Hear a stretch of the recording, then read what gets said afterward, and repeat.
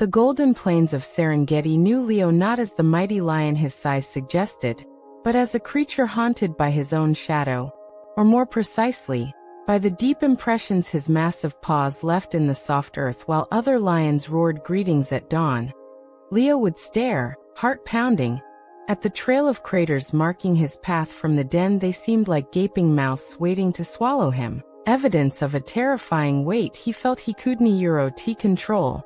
He imagined the ground crumbling beneath him, vanishing into a darkness mirrored by the deep, rounded prints. Fear, cold and sharp, would coil in his belly, making him shiver. Even in the morning sun he saw vulnerability etched in the soil, a map leading predators straight to his deepest anxieties. So he learned to move as little as possible.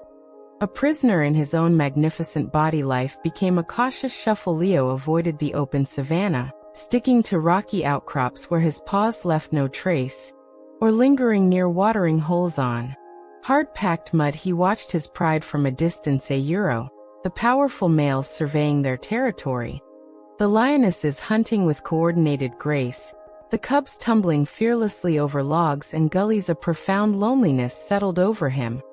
Heavier than any physical burden, he yearned for the rumbling companionship of the pride, the shared warmth of the den, the simple joy of a communal meal. Yet the thought of leaving behind that damning trail of pawprints, a silent announcement of his presence and perceived weakness, kept him isolated. His mighty mane felt like a disguise, hiding the trembling creature within the vast sky. Felt like a judging eye. One evening, as Leo sat hunched on a high, flat rock, staring miserably at the setting sun painting the sky in fiery hues, the oldest lion, Grandfather Sunstone, approached. His fur was silvered, his movements slow with age and wisdom, but his amber eyes were clear and kind. He settled beside Leo without a word, simply watching the horizon. The plains whisper your name less often, young Leo, Sunstone finally rumbled, his voice like distant thunder. They miss the rhythm of your stride. Fear is a thicket,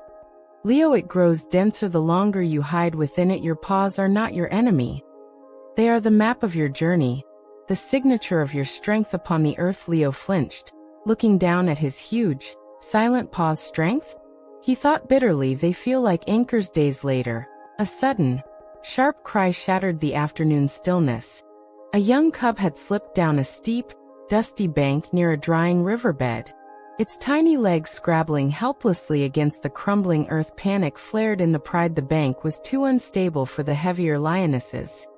Their attempts to scramble down only sent more earth cascading onto the frightened cub. Leo watched, frozen. From his usual rocky perch, the cub's terrified mules cut through his fear like claws. He saw the tiny creature, dust-coated and trembling, looking impossibly small against the unstable slope. Without conscious thought, driven by a surge deeper than his own terror, Leo moved. His powerful muscles propelled him forward, his great paws striking the earth hard and sure. As he bounded towards the commotion, he reached the edge of the bank below.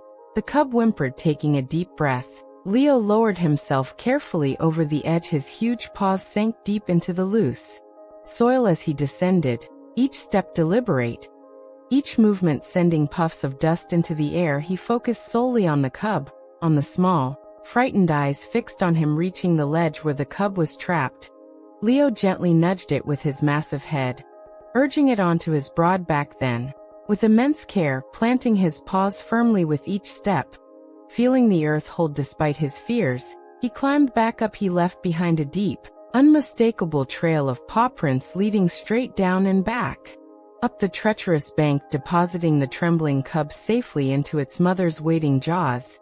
Leo stood amidst the relieved murmurs of the pride. He looked back at the prints.